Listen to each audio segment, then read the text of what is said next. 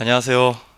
합격을 향한 패스트 트레이닝 KG 패스원 합격 전략 설명에 오신 것을 진심으로 환영합니다. 저는 이번 설명회 사회를 맡게 된 신윤균입니다. 반갑습니다. 자, 얼마 전까지 되게 꽤나 춥더니 이제 조금 며칠 따뜻해졌어요. 그렇죠? 시험이 얼마 안 남아가지고 너무 열정적으로 공부를 해서 그런 것 같기도 하고, 아니면 뭐 소치올림픽 때문에 또 밤에 뜨겁게 보고 있잖아요. 네, 그런 것 같기도 하고, 아니면 저희 학원 뭐 난방 시설이 좋아서 그럴 수도 있고요. 어때요? 따뜻하시죠? 괜찮나요? 안 춥나요? 네, 노량진 최고의 시설을 가진 KG 패스원입니다.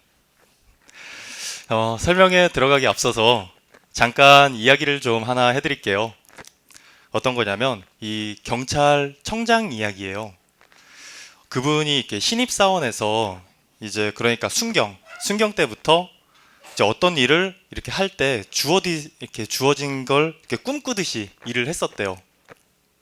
우리 정말 이렇게 막 재밌는 일들을 할 때 막 꿈꾸듯이 막 그런 보람된 일 막 그런 거 그렇게 그런 느낌으로 해 나가잖아요. 안 그래요?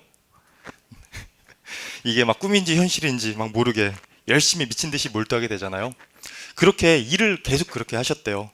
그러다가 결국 경찰청장까지 올라가게 됐고요. 그리고서 시간이 흘러서 그분이 은퇴를 하게 됐고, 그리고 이제 다시 이제 새로운 삶을 시작을 하게 되었습니다. 근데 이제 그때 그분이 은퇴를 할 때 마음이 어땠을까요? 어땠을 것 같아요? 아, 나 이제 뭐 먹고 살지? 아, 회사에 내 인생 다 바쳤구나. 나 어떡해? 억울하다. 내 인생은 이렇게 끝이 나는 건가? 막 이런 걱정을 했을까요? 아닙니다. 절대 그렇지 않았어요. 그분은 은퇴한 후에 또 똑같이 또 꿈을 꾸셨습니다. 그리고 그 꿈을 이뤄나갔습니다. 꿈을 꾸면서 일을 해나가다 보니까 이렇게 전문가가 됐던 거예요. 이게 어떤 전문가냐면 바로 꿈을 이루는 전문가. 그렇게 전문가가 되어서 지금도 아직도 꿈을 이루면서 행복하게 잘 살아가고 계십니다. 되게 어디서 들어본 거 같나요? 아닌가요? 실제로 저희 할아버지 이야기예요. 네, 지금도 되게 본인의 꿈을 이루면서 로타리 클럽 같은 데 다니시면서 네, 열심히 살고 계십니다. 자, 그렇습니다. 그래서 여러분도 이제 꿈을 지금 이제 잃지 말고 가지면서 함께 해주시길 바라겠습니다. 자, 여러분, 자, 한번 다 같이 따라해 볼까요? 꿈이 시작되면 현실이다. 시작. 맞습니다. 네, 꿈은 시작되지 않으면 꿈으로 남습니다.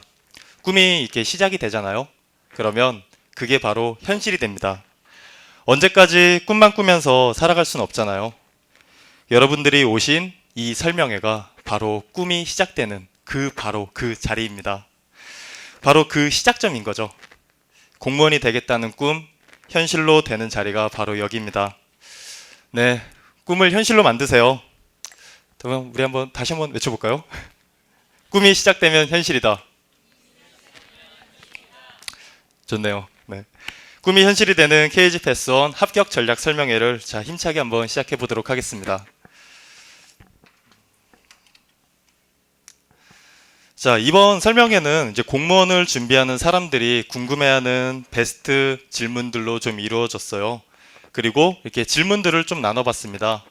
첫 번째는 이제 공무원의 길입니다. 그리고 두 번째는 통계로 보는 2013년도 국가직 시험에 대해서 좀 말씀을 드릴 거고요. 세 번째는 합격 트레이닝입니다. 이때는 깜짝 손님이 준비되어 있습니다. 되게 누군지 되게 궁금하실 거예요. 잠시만 기다리시면 그때 바로 말씀드리도록 하겠습니다. 자, 첫 번째 이제 공무원의 길에 대해서 좀 알아보도록 하겠습니다. 베스트 질문 하나. 공무원이 되면 뭐가 좋나요? 라는 이제 질문들이 있었는데, 이제 2013년도 공무원 경쟁률이 198대 1, 역대 최고의 경쟁률을 자랑을 했는데요. 이렇게 갈수록 치열해진 공무원, 도대체 어떤 비전이 있어서 모두가 공무원이 되려고 하는 걸까요? 이 앞에 계신 분 혹시 공무원 왜 되려고 하세요? 그쵸, 안정적인. 여기 어머니 같이 오신 분 왜 공무원이 되려고 하세요? 안정적인 분. 엄마가 옆에서 막 하라고 이렇게 해주시는 거 아니고. 네, 그렇죠. 여기 보시면 이제 가장 먼저 이제 평생 직장으로서의 안정성을 꼽을 수가 있습니다. 이제 이게 고용 불안정의 시대에서 정년이 보장되고 그리고 퇴직 후에도 각종 연금 제도로 안정적인 삶을 영위할 수 있다는 게 가장 큰 매력인데요. 여기에 최근 크게 변화되고 있는 업무 환경이 인기몰이에 한몫을 하고 있습니다. 지속적인 혁신을 통해서 일반 기업 못지않게 개인의 역량 충분히 발휘할 수 있는 업무 환경을 마련되고 있는데요. 마지막으로 여기 보면 자기 개발에 그리고 복지 포인트, 육아휴직 제도, 자녀교육비 지원, 뭐 일반 기업이랑 비교할 수 없는 다양한 복리후생 제도를 가지고 있어요. 이는 안정적이면서 또 높은 삶의 질을 이제 약속해주기 때문에 이렇게 공무원이 인기가 많은 것 같습니다. 이렇게 여러 장점들을 가지고 있는데요. 그렇다면 공무원의 직렬별 업무와 경쟁률은 어떻게 될까요? 이제 두 번째 질문입니다. 베스트 질문 2.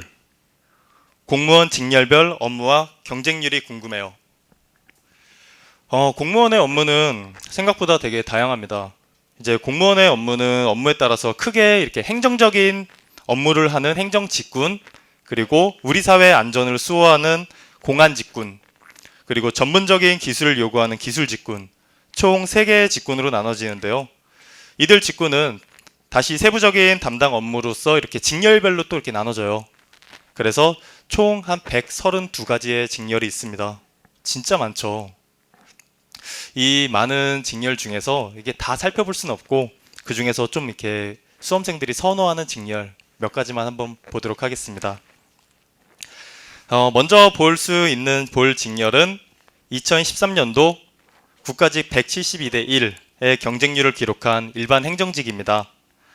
일반 행정직은 가장 이제 포괄적인 업무를 담당하는 직렬인데요. 그러니까 쉽게 말해서 일반 사무 업무라고 생각을 하시면 될 것 같아요. 그래서 처음에 딱 들어가면 먼저 하는 일이 이제 커피 타고 복사기 돌리고, 네, 그런 일반 사무 업무들. 직장 다니다 오신 분들 계시잖아요. 없으신가요? 네, 다 학생이신 건가 봐요. 네, 좀 다들 젊어 보여서 네, 그렇게 예상은 했었습니다. 자, 해서 그렇게 일반 사무 업무를 하신다라고 생각을 하시면 되고, 이제 근무하는 곳은 국가직, 지방직이 조금 다른데요. 이제 국가직 시험에 응시해서 합격한 경우에는 행정부 부처에서 일을 하시게 되고요. 그리고 지방직 시험에서 합격하신 경우에는 시, 도, 군, 구청, 동사무소, 그렇죠. 주민센터로 이름이 바뀌었죠. 그런 지방자치단체에서 이제 사무 업무 혹은 민원 업무 같은 것들을 주로 본다고 생각을 하시면 될 것 같습니다. 다음은 세무직을 보겠는데요. 이제 일하는 곳은 국세청, 세무서 뭐 그런 데에서 일을 하시게 되고, 그리고 우리 구청이나 도청 같은 데 가면 세무과들이 있어요. 이제 지방직은 그런 데서 일을 하시게 됩니다. 이제 업무 같은 경우는 이제 내국세 부과 및 감면 징수에 관한 업무를 한다고 생각을 하시면 될 것 같아요. 여기 보시면 2013년도 국가직 시험에는 이제 45대 1의 경쟁률을 좀 자랑을 했습니다. 자, 이제 세 번째는 사회복지직인데요. 주로 복지행정 분야의 관리와 집행 업무를 한다고 생각을 하십니다. 이제 사회복지직 같은 경우는 조금 특이해요. 주로 국가직을 많이 안 뽑습니다. 그래가지고 이제 국가직이 있긴 한데 선발을 거의 안 해요. 그래서 아예 아싸리 지방직만 있다라고 생각을 하시는 게 더 편할 것 같습니다. 그래서 2013년도 경기도 사회복지직 시험에는 한 47대 1 정도 경쟁률을 기록을 했어요. 이거는 이제 경기도요. 경기도 사회복지직이 이 정도가 됐습니다. 그리고 사회복지직이 중요한 거 하나 더. 그게 뭐냐면 사회복지직에 응시하기 위해서는 자격증이 필요합니다. 그래서 사회복지사 2급 이상의 자격증을 꼭 가지고 있어야지만 시험에 응시를 가능해요. 그렇기 때문에 이제 사회복지직 준비하시는 분들이 있으면 요거 점 잊지 말고 꼭 체크하시길 바라겠습니다. 자, 이렇게 이제 몇 가지 직렬들을 좀 봤는데요. 이제 공무원에는 이것보다 더 많은 직렬들이 있기 때문에 이제 하나하나 다 이렇게 설명을 드리기가 시간상 좀 어려워요. 그렇기 때문에 이제 이따 이렇게 설명이 끝나고서 또 이제 상담이나 뭐 질문들 받을 거거든요. 그때 내가 준비하는 직렬들에 대해서 궁금한 게 있으면 말씀을 해주시면 네, 친절하게 말씀을 해드리도록 하겠습니다. 자, 이제 세 번째 질문으로 좀 넘어가 보겠습니다. 자, 세 번째 질문, 베스트 질문 세 번째. 공무원의 채용 전망은 어떤가요? 라고 나왔는데요. 이제 공무원 시험의 높은 경쟁률에 벌써 이렇게 막 걱정이 되시나요? 하지만 이제 너무 걱정할 필요가 없습니다. 왜냐하면 매년 공무원 모집 인원이 되게 증가를 하고 있기 때문인데요. 안전행정부가 올해 초 발표한 2013년도 안전행정통계연보에 따르면 지난 2008년도에는 96만 8천 명이던 공무원 정원이 2012년도 99만 4천 명으로 5년 사이에 한 2만 5천 명이 늘었어요. 실제로 여기 보시면 2013년도 9급 공무원 모집이 2010년에 비해서 한 1000명 정도가 증가를 했어요. 그래서 이제 계속 이렇게 공무원 채용 인원은 늘어날 예정입니다. 그리고 이제 OECD 국가라고 이야기를 하잖아요. 우리나라도 속해 있고 그 국가 대비별 공무원 수가 되게 적은 나라 중에 하나가 바로 우리나라예요. 그렇기 때문에 이제 국가가 이렇게 발전을 하면 공무원 수가 계속 늘어나야 되는 게 맞거든요. 그래서 앞으로 점점 더 공무원 채용은 늘어나게 될 것입니다. 그래서 그렇기 때문에 여러분들은 참 좋은 시기에 오신 거죠. 자, 이제 네 번째로 한번 넘어가 보도록 하겠습니다. 베스트 질문 네 번째. 그러면 시험은 언제 보나요? 자, 공무원 시험은 이제 필기 시험과 면접 시험으로 진행이 됩니다. 우선 필기 시험 일정부터 좀 살펴볼게요. 이제 공무원 시험은 매년 상반기에 9급 시험이, 하반기에 7급 시험이 치러지는데요. 2014년도 역시 4월에는 국가직 9급, 그리고 6월에는 9급 지방직과 7구급 서울시, 7월에는 국가직 7급, 10월에는 지방직 7급이 진행될 예정입니다. 이제 9급은 만 18세 이상, 7급은 만 20세 이상, 누구나 응시가 다 가능합니다. 하지만 여기서 이제 좀 우리가 중요하게 생각을 해야 될 거가 있는데 바로 거주지 제한 조건이에요. 그게 뭐냐? 국가직이나 서울시 같은 경우는 이제 누구나 다 응시가 가능합니다. 네, 만 18세 이상이면 다 응시가 가능한 거예요. 여기 혹시 만 18세 아래 계신가요? 없으신가요? 네, 그런 것 같았습니다. 네, 만 18세 이상이면 누구나 다 응시가 가능하고요. 그런데 이제 지방직 시험 같은 경우는 시험을 보려면 조건이 필요해요. 이제 어떤 조건이 필요하냐? 그게 바로 거주지 제한 조건이라는 겁니다. 자, 거주지 제한 조건은 이제 지역 인재를 좀 먼저 뽑겠다라는 취지 아래서 이제 만들어진 건데요. 이제 두 가지 요건 중에서 하나가 충족이 돼야 됩니다. 첫 번째, 먼저 이렇게 시험 보는 해 1월 1일을 전부터 시험 끝날 때까지 주소를 가지고 있거나 그 지역에, 아니면 시험 보는 해 전까지 3년 이상 거주를 했거나. 잘 이해가 안 되시죠? 그러니까 저를 한번 예를 들어볼게요. 그러니까 저는 충북 청주에서 태어났습니다. 거기서 이제 초중고 다니고 살다가 이제 지금은 저 경기도 안양에 살고 있어요. 그렇다면 저는 시험을 어디 볼 수가 있을까요? 그렇죠. 네. 저는 충북도 볼 수 있고 경기도도 볼 수 있습니다. 왜냐하면 충북에선 3년 이상 살았잖아요. 그렇기 때문에 저는 충북도 볼 수가 있고요. 그리고 저는 지금 경기도 안양에 살고 있잖아요. 그러니까 저는 경기도도 볼 수 있는 거예요. 근데 이게 되게 안타까운 게 지방직 시험 날이 같아요. 그러니까 서울을 제외한 모든 지방직 시험 날은 다 한 날에 다 봅니다.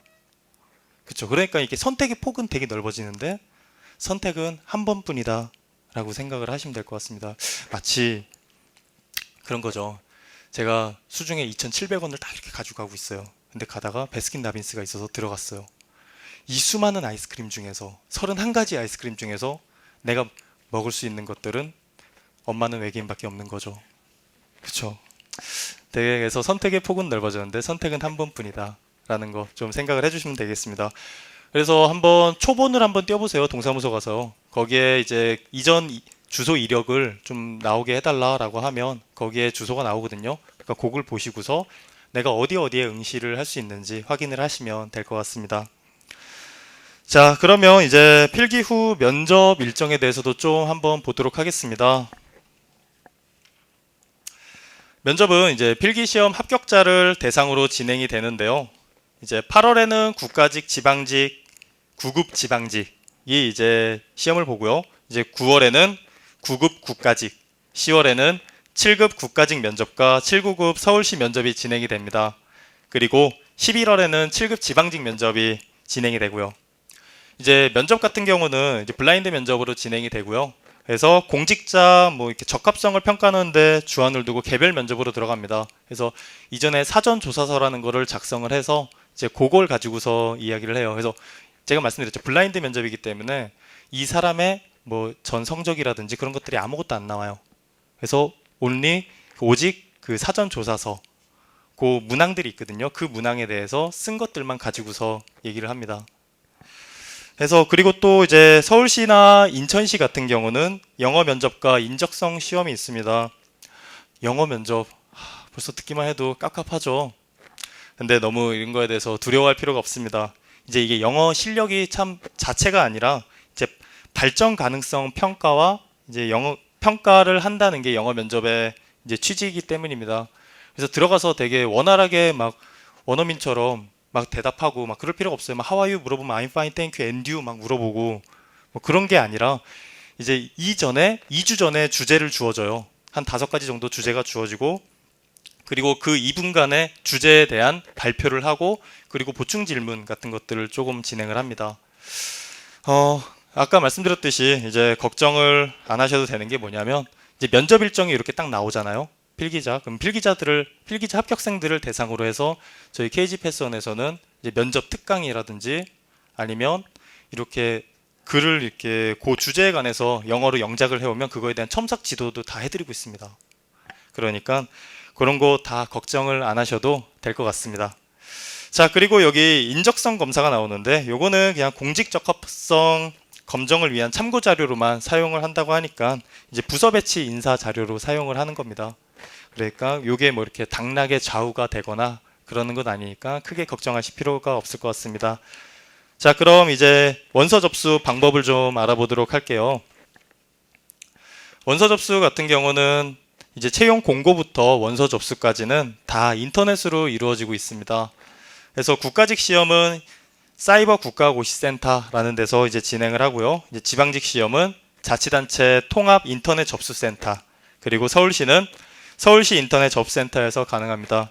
그 밖에 국회사무처나 대법원 같은 경우에는 원서 접수 페이지가 따로 있으니까 해당 직렬 준비하시는 분들은 꼭 확인하시기 바라겠습니다.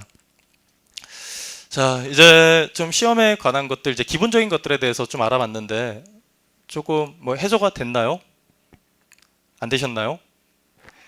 더 궁금한 것들이 더 많으신가요? 그러면 이제 여러분들이 좀 가장 궁금해할 만한 것들에 대해서 말씀을 드려야 될 것 같습니다. 혹시 선택 과목이라고 들어보셨어요? 이제 한번 이제 공무원에 관해서 찾아보신 분들이 있으면 선택 과목에 대해서 한번 보신 적이 있으실 거예요.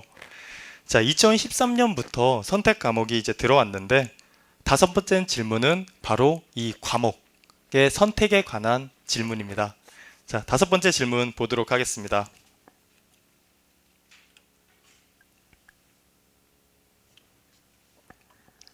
베스트 질문 5. 어떤 과목을 선택해서 공부해야 돼요?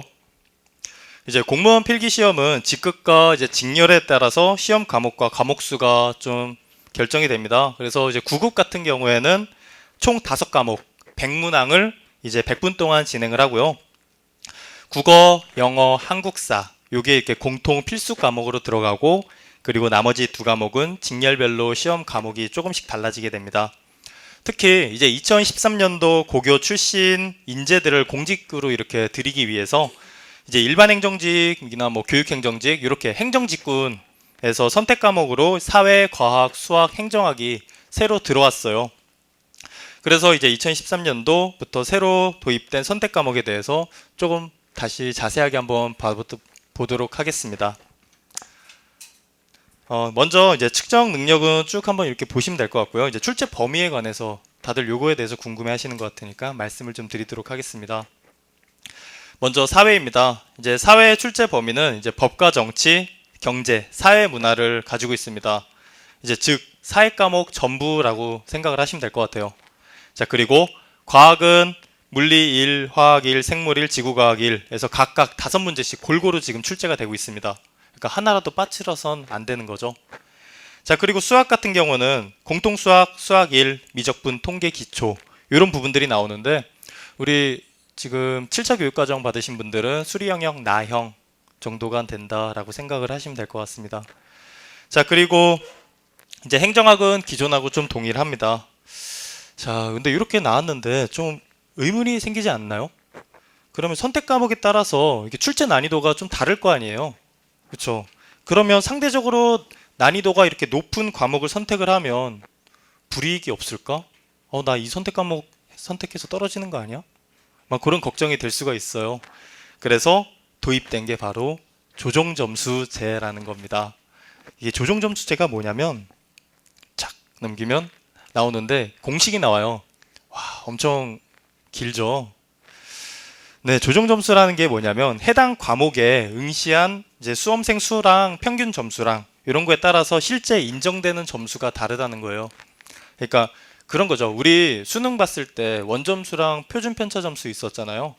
그렇죠? 기억나시죠, 다들? 네. 그런 것처럼 그런 맥락이다라고 생각을 하시면 될 것 같아요. 난이도에 따라서 그리고 이 시험을 응시한 사람들의 평균 점수에 따라서 내 점수가 맞은 점수랑 달라진다라고 생각을 하시면 될 것 같습니다. 여기 보시면 공식이 나와 있는데 매우 복잡합니다. 뭐 내가 받은 점수에서 선택 과목의 평균 점수를 빼고 내가 선택한 과목 표준 편차로 나눈 후 10을 곱하고 50을 더해서 결과값이 뭐 어쩌고저쩌고 쭉 나오는데 이제 되게 복잡하죠. 그래서 이렇게 복잡한데 그래서 뭐 어떤 과목을 선택하라고. 네, 이에 따라서 이제 선택 과목 선택도 좀 전략이 필요해졌습니다. 이제부터 말씀을 좀 드릴 건데요. 자, 여기 보시면 고득점에 유리한 과목 선택 전략. 자, 요거는 여기서만 알려드리는 우리들끼리의 비밀. 네, 싹 이렇게 적어 가시면 됩니다. 네. 자, 첫 번째는 이제 단기간에 높은 점수를 획득할 수 있는 과목을 선택해라. 자, 두 번째, 평균이 낮은 과목을 선택해라. 세 번째, 표준 편차가 작은 과목을 선택하라.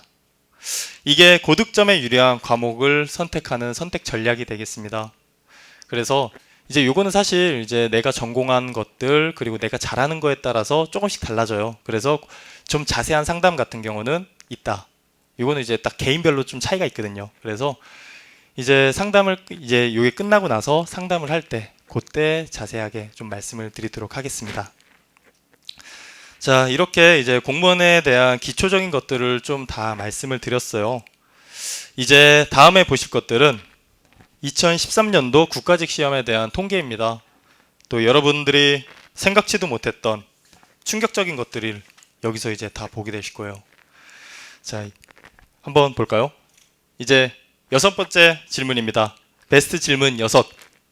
올해 경쟁률이 어떻게 되나요? 와, 그래프 장난 아니죠?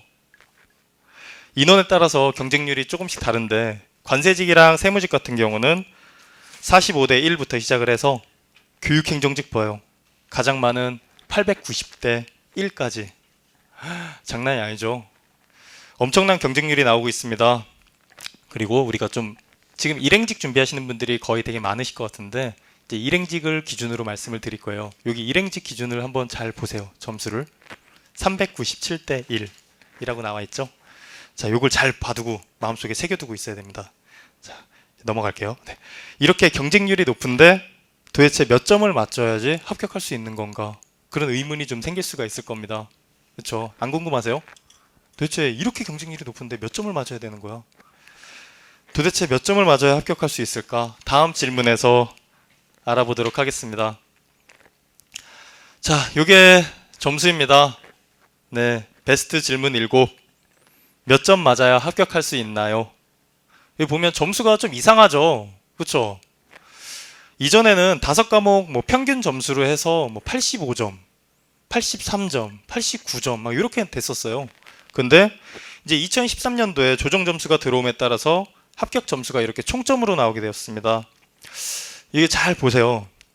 그러니까 국어, 영어, 한국사 원점수에다가 조정 점수로 변환된 선택 과목 요거를 더하면 이렇게 총점으로 나오는 거거든요. 자, 우리 한번 근데 곰곰이 한번 생각을 해봅시다. 이게 어떤 거를 의미를 할까요? 우리는 이걸 보면서 생각해야 될 게 있습니다. 그게 뭐냐면 우리가 어떤 과목을 초점을 맞춰서 공부를 해야 되는지 그거를 여기서 이걸 보면 알 수가 있어요. 선택 과목이라는 게 조정 점수로 변환을 한다고 했잖아요. 그러면 100점을 맞는다고 하더라도 조정 점수로 하면 100점이 안 나와요. 60점, 70점, 80점 이 정도밖에 안 나온단 말이에요. 그런데 공통 과목은 그렇죠. 공통 과목은 우리가 초점을 맞춰야 되는 게 공통 과목이에요. 즉 공통 과목은 과목 점수 맞은 대로 그대로 다 가지고 온다는 거예요. 조정 점수가 없잖아요. 조정 점수는 선택 과목에만 있는 거니까. 그렇기 때문에 우리가 공통 과목 국어, 영어, 국사에 초점을 맞춰야 된다는 겁니다. 어때요? 좀 이해가 되셨나요? 그렇죠. 그러면 이제 이런 이제 중요한 이야기들, 중요한 저희가 비밀들을 좀 말씀을 드렸어요. 네. 그러면 이제 다음 질문에 대해서 이제 좀 알아볼 건데, 다음 질문은 과락률에 대해서 이제 알아볼 겁니다. 여기서도 충격적인 사실들이 계속 밝혀집니다. 자, 좀 볼까요? 베스트 질문 8번째. 이제 과락하는 사람이 많나요? 이야, 이게 과락률이 이 정도예요. 이제 40점을 밑으로 맞으면 그러면 과락을 해요. 한 과목이라도 40점 밑이면. 근데 요 그래프를 주의 깊게 한번 봐주세요. 좀 앞에 거랑 좀 순서가 비슷하지 않나요? 이게 맞습니다. 합격선이 높을수록 과락률도 높아집니다. 아까 일반 행정직 경쟁률이 아까 얼마나 된다고 했었죠? 제가 주의 깊게 한번 봐달라고 말씀을 드렸는데 우리 기억나시나요? 그쵸? 397대 1 정도가 돼요. 자, 그러면 이제 우리 수학 다들 산수 좋아요, 산수. 예, 계산을 좀 해드릴게요. 계산하기 쉽게 한 400대 1 정도로 뭐 이렇게 잡아봅시다. 그리고서 과락률이 70%예요. 그럼 400대 1이었어요. 과락률이 70%면 실 경쟁률이 얼마나 될까요? 그렇죠. 한 120대 1 정도 되는 거죠. 그렇죠? 120대 1 정도가 됩니다. 우와, 400에서 120까지 줄었습니다. 하지만 놀라운 사실, 여기서 더 줄어듭니다. 어떻게 더 줄어드냐? 시험 보는 응시율이 70%밖에 안 돼요. 원서 접수를 하고서 시험을 실제로 보러 오는 애들이 70%밖에 안 된다는 말씀이에요. 그러면 더 줄어들죠. 그럼 경쟁률이 120대 1에서 팍팍팍 줍니다. 그래서 보면 80대 1까지, 84대 1 정도까지 줄어듭니다. 할만하죠? 어때요? 막 이렇게 용솟음 치지 않나요? 하고 싶은 마음들이? 400대 1에서 이만큼 80대 1까지 줄어드는 거예요. 비록 뭐 이렇게 84대 1 정도도 되게 적은 경쟁률은 아닙니다. 하지만 400대 1보다는 그래도 좀 이렇게 손에 잡히지 않나요? 그렇죠? 네, 그래서 그러면 이 이제 경쟁률에서 내가 84명 중에 한 명이 어떻게 하면 될 수 있을 것인가에 대해서 이제 얘기를 할 건데, 그거는 잠깐 이따가 잠시 후에 말씀을 드리고요. 그 전에 기타 합격자 통계도 있거든요. 이것도 한번 잠깐 보고 갈게요. 자, 요거는 이제 필기시험 합격자 통계입니다. 그래서 여기 주의 깊게 보셔야 될 것들은 쭉 보시면 이제 선택 과목 2개가 모두 고교 이수 교과 과목, 즉 수학, 과학, 사회 중에서 2개를 선택한 응시생이 수험생 중에 한 206명이 합격을 했다는 겁니다. 그래서 총 이제 전체 합격자의 한 6%가 조금 안 되는 5.7, 8% 정도 되나요? 그 정도 될 것 같아요. 그래서 6%가 조금 안 된다라는 거, 요거 한번 확인을 하시면 될 것 같습니다. 자, 그리고 다음 거 보시면 연령별 합격자들인데요. 요거는 20대가 아무래도 공부를 제일 많이 하고 준비를 많이 하니까 이제 20대들이 제일 많았습니다. 그래서 20대 여기 초중반에는 주로 남자분들이 좀 많고요. 중후반들은 여자분들이 조금 많은 걸 볼 수가 있고요. 자, 그리고 여기 아래 보면 이제 가산점에 대해서 나오고 있습니다. 이제 가산점 같은 경우는 공통 가산점이랑 직렬 가산점이 이제 따로 있는데요.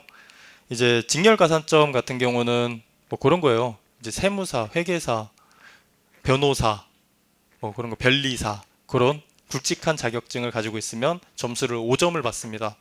그리고 지금 우리가 말씀을 드릴 거는 공통 자격증 1점, 0.5점짜리 늘 말씀을 드릴 건데 일반적으로 이제 컴퓨터 활용 능력 시험 1급이나 아니면 산업기사 같은 것들 그런 것들 가지고 있으면 1점을 받아요.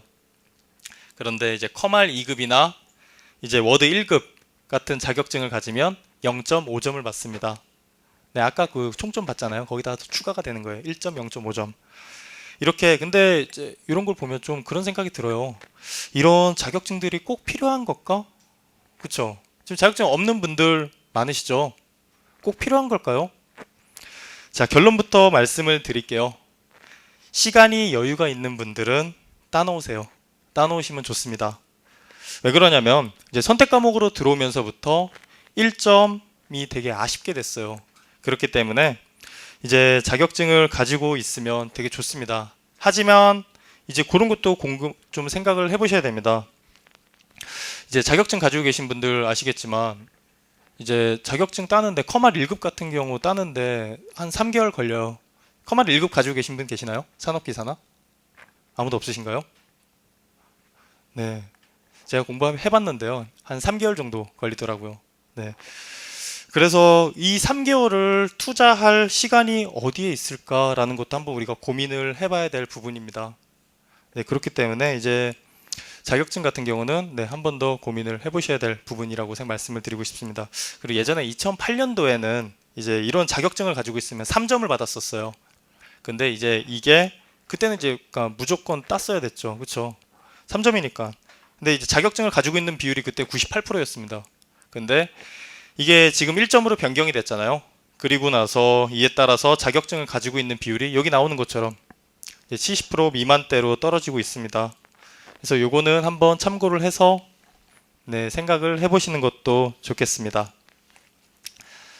자, 이제 다시 앞으로 돌아와서 아까 400대 1의 경쟁률 그리고 실경쟁률 그러니까 84대 1 정도 된다고 했었죠.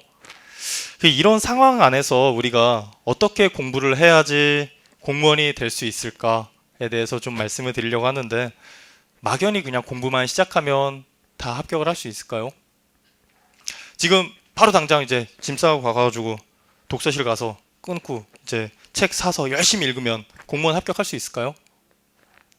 아니죠. 누가 요즘 공부 그렇게 합니까? 공부도 일종의 전략입니다.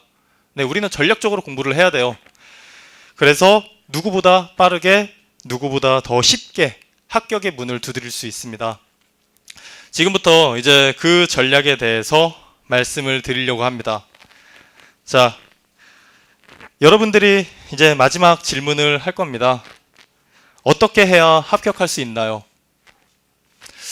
여러분들을 합격으로 이끌어 드릴 KG 패션 합격 트레이닝입니다. 1대1 트레이너와 함께하는 1일 완전 학습이라는 부제를 가지고 있는데요. 아까 처음에 합격 트레이닝 때 깜짝 손님이 있다고 했었죠. 기억나시죠? 그 깜짝 손님을 모셔서 이 합격 트레이닝에 대해서 한번 설명을 듣겠습니다. 완전 이렇게 왠지 깜짝 손님이라고 하니까 되게 힐링 캠프 같지 않나요? 아닌가요? 자, 그러면 이제 깜짝 손님을 좀 소개해 드리겠습니다. 깜짝 손님은 바로 KG 패스원 대표이사 김진수 대표님이십니다. 이제 큰 박수로 좀 맞이해 주시기 바라겠습니다.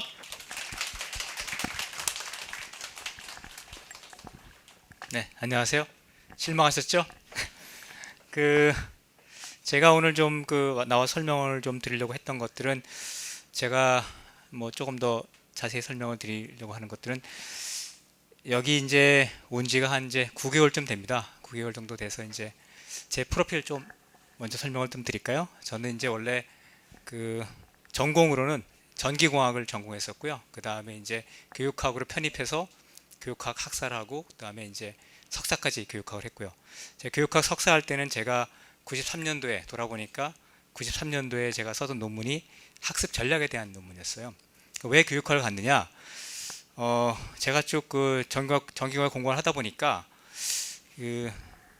선생님들, 뭐 여러분들 보시기에는 되게 명문대 교수님들 강의를 잘할 것 같지만 실제로는 그렇지 않았던 거죠. 그래서 강의를 들으면서 많이 실망을 했고 조금 더 강의를 잘하면 좋겠다. 그래서 어떻게 하면 강의를 잘할까 해서 이제 교수법을 배우러 이제 교육학과 갔는데 그쪽도 별반 다르지 않더라고요. 그래서 제가 나중에 좀 더 생각해 보니까 이게 강의법이나 이런 것이 핵심이 아니고 내가 공부를 해야 되겠다. 내가 어떻게 공부할 것인가가 더 중요한 문제라고 해서 제가 그때 썼던 논문이 학습 전략에 대한 부분이었죠. 지금은 요즘은 많이 들어서 아시겠지만 93년도는 조금 굉장히 이른 때에 썼었죠. 그리고 94년도인가요? 그때 이제 아까 우리가 잠깐 여러분 보셨는지 모르겠지만 구주입의 수학이라는 거 혹시 잠깐 보셨나요? 앞에서 그 강의하실 때 그 제가 94년도에 이쪽 의량진에서 그 당시엔 여기가 이제 입시 학원이 많았죠. 그때 여기서 이제 제가 연구소를 차렸는데 그 당시에 수학 쪽에 제일 잘 나가시던 분이 이제 한석현 선생님이라는 분이 계셨고 영어로는 이제 오수용이라는 분이 계셨어요. 그분 둘하고 이제 제가 여기 연구소를 차렸었고 그 당시에 제가 그 수학적으로 전수했던 그 전략이 이제 지금은 이제 구주의배로 알려져 있지만 그 당시에 이제 그 문제 해결 전략으로 해서 알려졌던 것들이 했었고요. 그리고 나서 제가 좀 부족하다 싶어서 그 인지과학이라는 걸로 이제 그 마지막 학위를 했고요. 인지과학은 그 교육하고 어떤 연관이 있냐면은 그 사람의 머릿속에서 어떤 식으로 학습이 일어나는가에 대한 것들을 조금 더 구체적으로 그 볼 수 있는 그런 학문이고요. 그걸 하고 나서 이제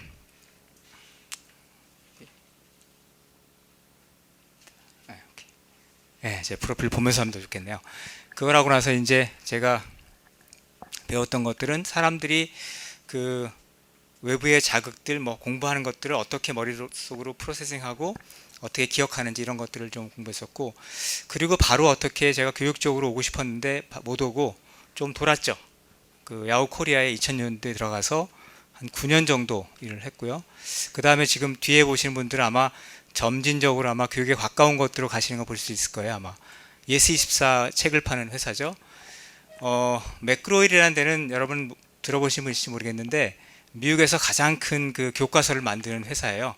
우리나라에도 이제 원서 같은 거 팔 때 보면 맥그로힐 찍힌 것들이 있을지 모르겠어요. 근데 그런 것들이 이제 여기 다루는 부분들이고요. 그 다음에 작년 3월에 제가 이 KG그룹 회장님을 만나서 얘기를 들은 것이 KG그룹이 그 웅진 패스온을 인수하겠다. 그래서 거기에 대표이사를 맡아달라고 그래가지고 제가 5월 말에 이쪽으로 오게 됐죠. 물론 이 KG그룹이 낯설죠, 여러분들. KG그룹이 뭔지 모르실지 모르겠는데 여러분들 그 온라인 결제하실 때 결제 주로 뭘로 하시나요? 마지막에 그 이니시스라고 나오지 않나요? 또는 그 모바일 결제하시면은 모빌리언스. 그 모바일 결제하는 모빌리언스하고 이니시스를 포함해서 10개의 회사가 있는 그룹이에요. 아주 크진 않은데 한 연간 매출액이 한 1조 정도 되는 그런 그룹이고요.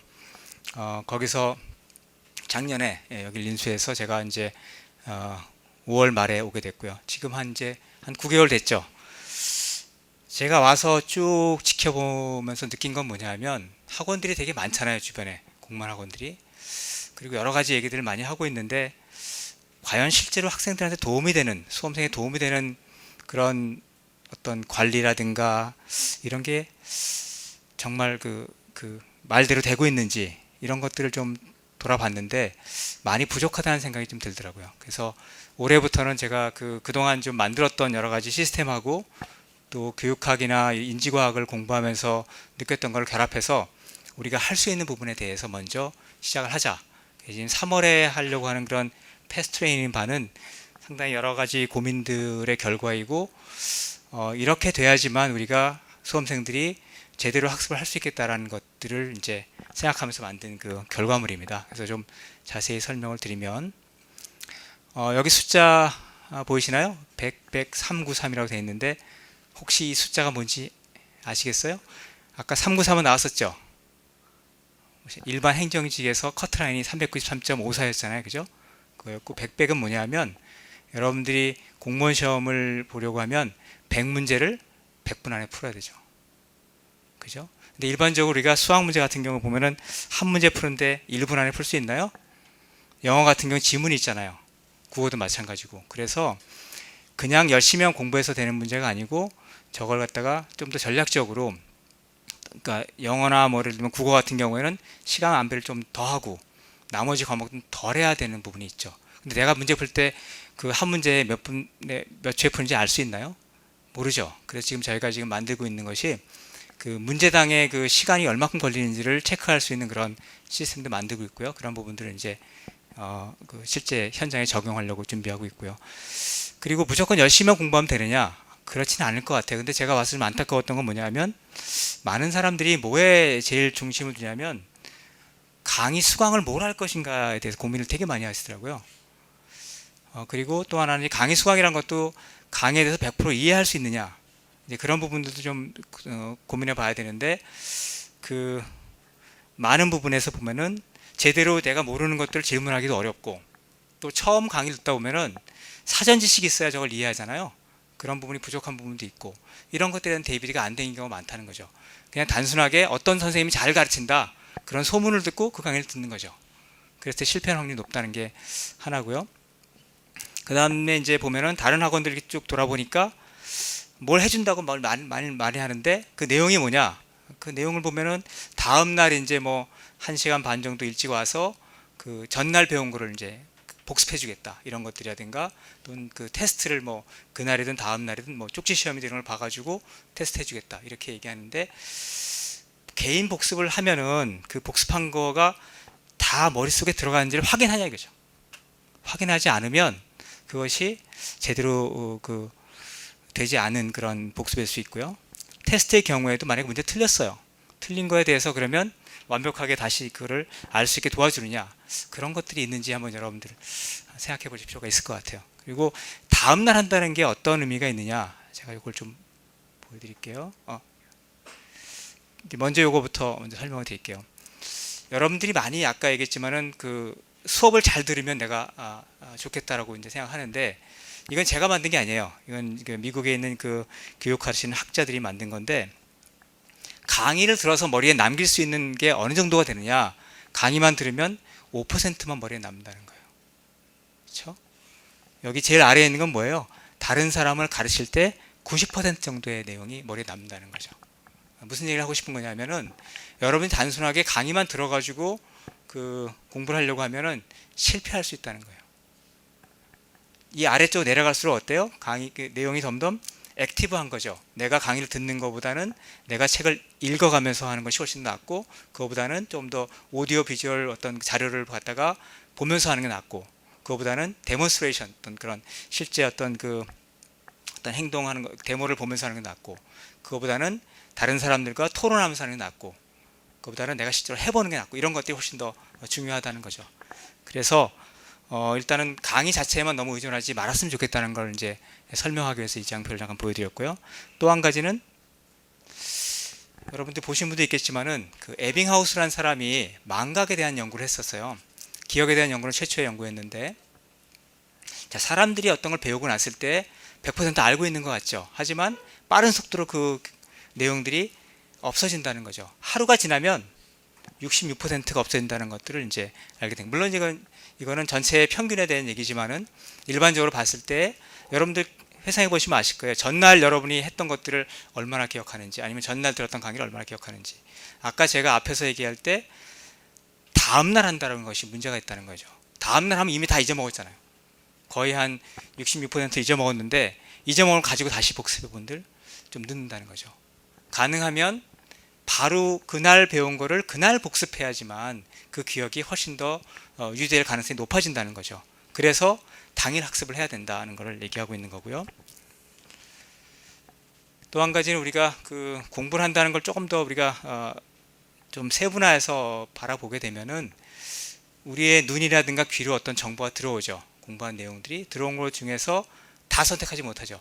왜냐하면 제가 여러분들 보다가 본 내용을 전부 다 머리에 처리하면 복잡해지죠. 그 중에 일부만 처리하게 되죠. 그래서 정보를 선택하게 되고요. 그 다음에 그걸 갖다가 반복해서 단기 기억이라는 데로 옮겼다가 그 다음에 장기 기억으로 옮기게 되는 과정을 거치게 되는데 왜 얘기를 하냐면은 이게 그 우리가 궁극적으로 하고 싶은 건 여기인데 이걸 하기 위해서 여러 가지가 필요하다는 거죠. 그 집중을 하려고 하면은 내가 어떤 게 중요하고 어떤 게 중요할지 알아야 되죠. 그렇죠? 그걸 모르면 집중할 수 없잖아요. 어떤 특정한 정보를 더 집중해서 선택해야 되는데 그래서 여러분들이 예습을 해야 된다는 거죠. 내가 오늘 들어야 될 내용이 뭐라는 걸 알고 그 중에서 어떤 부분이 더 어렵고 어떤 게 더 쉽고 어떤 게 내가 알고 싶다는 게 있어야만 그거에 더 집중해서 듣게 되고 그것이 더 기억으로 옮겨질 가능성이 높아지는 거죠.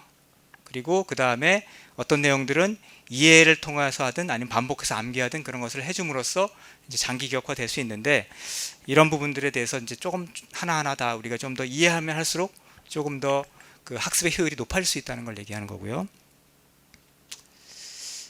또 한 가지 이제 우리가 어떤 내용을 기억하고 이해했다고 해서 그것이 곧 문제풀이에 100% 적용이 될 것이냐, 이 문제를 한번 생각해 볼 필요가 있을 것 같아요. 물론 이제 문제 푼다는 것은 기본 지식을 가지고 풀어야 되겠죠. 이해를 하고. 왜 암기를 해야 되냐면 이해만 한 걸 가지고 풀다 보면은 이 이해한 걸 내가 끄집어내는 시간이 오래 걸리거든요. 그렇기 때문에 반드시 암기를 해줘야 된다는 거예요. 아까 얘기했잖아요. 100분 안에 100문제를 풀어야 되기 때문에 빨리 그거를 풀어야 되는 관계로 확실하게 자기 걸로 만들어주는 과정이 필요한 거고요. 이 문제풀은 또 다른 문제예요. 문제를 풀다가 이걸 분명히 내가 어떤 지식을 알고 있는데 문제를 틀리는 이유는 뭐냐면 문제 해석을 잘못한 경우이죠. 얼마 전에 우리 딸내미하고도 얘기하다 보니까 틀린 문제 왜 틀리냐 그러니까 뭐뭐하지 않는 것을 있는데 않는을 떼고 읽었다든가, 아니면은 문제는 전체에 대한 내용을 갖다 물어봤는데 부분에 대한 답을 했다든가, 뭐 이런 식으로 돼가지고 문제 해석을 잘못해가지고 틀린 경우도 있죠. 그리고 이 내용을 적용해야 될 거잖아요. 이 문제에다가. 이 과정이 또 쉽지 않죠. 얼마 전에 저희가 학원에서 이제 심층 상담 같은 걸 하는 그 결과지를 본 적이 있는데, 거기에 보니까 어떻게 됐냐면 내용은 안돼 문제가 안 풀려요. 그러는 거죠. 그러니까 여기서 말하고 싶은 거는 이것만 가지고는 안 되고 이거 자체에 대해서 우리가 좀 생각해 볼 필요가 있다는 거죠. 이 자체에 대해서 어떤 것들이 필요한지에 대해서. 그 다음에 세 번째로 아까 얘기했듯이 빠른 해결 능력이 필요하다.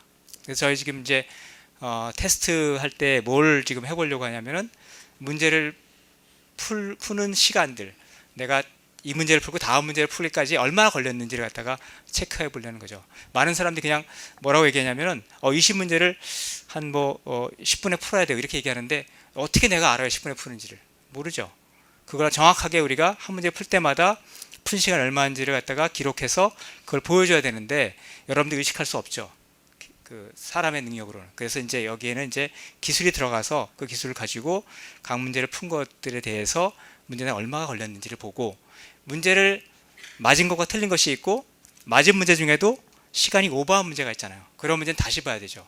그렇게 많은 시간을 쓰게 되면은 결국은 실제 시험장에 가서 다른 문제에 대해서 영향을 미치기 때문에 그런 것들을 같이 좀 볼 필요가 있다는 거예요. 그래서 세 가지죠. 첫 번째로 우리가 뒤에 나오는데 그날 배운 것들을 확실하게 이해를 해줘야 된다는 거죠. 이해하기 위해서는 물론 이제 사전 지식에 대한 것도 좀 알고 있어야 되고, 그날 배우면서 자기가 몰랐던 것들을 이제 Q&A를 통해서 우리가 확실하게 이해를 해야 되고, 그 다음에 그날 배운 거를 바로 암기를 하고, 암기에 끝나는 것이 아니고 확인해야죠. 내가 진짜 암기했는지. 그리고 나서 그걸 바탕으로 해서 문제를 풀고, 문제를 풀이해서 틀린 것들에 대해서는 다시 확인해 보고 왜 틀렸는지, 어떻게 하면 그걸 다시 틀지 않을 수 있는지를 갖다가 확인해 주는 과정을 하루 안에 다 겪어야 된다는 거예요. 그렇게 하지 않으면 이게 시간이 갈수록 효율이 떨어지는 거죠. 물론 다음날 해도 돼요. 그 다음날 해도 되는데 공부해야 될 시간이 늘어나죠. 아까 보셨잖아요. 망각곡선 때문에. 그래서 이 하루 안에 이 과정을 다 끝내는 것이 가장 여러분들이 단기간에 합격을 하는데 도움이 될 수 있겠다 싶어서 이제 이런 프로그램을 짰고요. 거기에는 지금 강의하시는 분들만이 아니고 저희 조금 이따 소개하겠지만 학습 트레이너들이 들어가서 개인에 대해서 암기한 걸 확인해 주는 것들이 필요하고, 또 저희 연구원들은 지금 공통 과목 국어, 영어, 한국사 같은 경우에 석사 출신의 연구원들이 있습니다. 그 연구원들이 문제풀이에 대해서 설명해 주고 이런 과정들이 있어야만 비로소 내가 오늘 배운 것들이 그날 완벽하게 정리가 된다는 거죠. 그렇게 해서 하루하루를 공부하게 되면 제가 보기엔 분명히 그냥 혼자서 방향 없이 그냥 혼자서 이렇게 하는 것보다는 훨씬 더 낫다는 거죠. 이 암기할 것도 마찬가지로 우리가 그날 배운 거에서 어떤 걸 암기해야 되는지를 줘야 되는 거죠. 그리고 그걸 가지고 본인이 충분히 숙지해서 가도록 하고, 그리고 영어 같은 경우는 또 좀 다른 게 뭐냐면 이따 설명하겠지만은 단어가 들어가기 때문에 단어를 제가 알기로 한 3,000단어 정도를 외워야 되거든요. 그런 것도 마찬가지로 여기 나와서 확실하게 이제 암기를 하고 그렇게 갈 수 있도록 그렇게 해야 될 것 같아요. 물론 이제 어떤 사람들, 의지가 아주 강한 사람들은 제가 보기에는 아마 굳이 여기 나와서 할 필요 없죠. 혼자서 그 동영상 강의만 들으면서 할 수 있는데 그런 사람은 저는 되게 드물다고 보고요. 그 기왕에 나와서 하려고 그러면 혼자서 하는 것보다는 같이 그 같은 목적을 갖고 있는 사람들끼리 모여서 그 강의를 듣는 게 훨씬 좋다고 보는 거죠. 강의를 듣고 공부하는 게. 그 여러분 토즈라고 아시나요? 토즈 들어보셨나요? 토즈가 이제 그 학습 공간이라든가 회의 공간을 갖다 임대해 주는 사업하는 그런 회사잖아요. 제가 그 사장님을 잘 알아가지고 몇 번 뵌 적이 있는데 그분이 이제 얘기하는 게 처음에 학습센터를 설계할 때 뭘 많이 고민했냐면 어디서 과연 사람들이 공부를 잘할까라는 것들을 이제 연구해 봤는데 사람들의 대답은 뭐였냐면은 대학 도서관이라는 거예요. 왜 대학 도서관이냐? 많은 사람들이 같이 공부하고 또 오픈되어 있다는 거죠. 그래서 그걸 갖다가 바탕으로 해가지고 지금 스터디 센터라는 걸 만들어서 지금 굉장히 잘 지금 하고 있는데요. 마찬가지로 여러분들이 혼자 공부하게 되면 의지가 약해져요. 집에서 공부하는 분 많잖아요, 그죠? 저도 그렇게 해보면 집에 있으면 딴 유혹들이 많이 생기고, 그죠? 그래서 하다가 중간에 끊기고, 또 이렇게 요즘같이 올림픽 같은 거 하게 되면 좀 하나 보고 하자 뭐 해가지고 이제 보다 보면 또 딴 거 또 쭉 하다 보고 하게 되고, 그래서 그렇게 하면 절대로 안 된다는 거예요. 같이 나와서 옆에 같이 제가 보기엔 여러분들 이제 같이 공부하게 되면은 그 주변에 있는 사람들을 경쟁자라고 보기보다는 이제 같이 뭐 어떻게 보면 또 하여튼 한 동료라고 좀 생각했으면 좋겠는데 어쨌든 간에 그 사람들하고 같이 이제 앉아서 공부하다 보면 훨씬 더 본인이 공부할 수 있는 그런 의지가 강할 수 있죠. 많은 사람이 실패하는 게 뭐냐면 제가 보기에는 이거예요. 오랫동안 그걸 못 한다는 거죠. 혼자 하게 되면 하다가 꺾이고 그런 것 때문에 실패하는 경우가 많이 생긴다는 거죠. 이게 장기적인 그 레이스잖아요.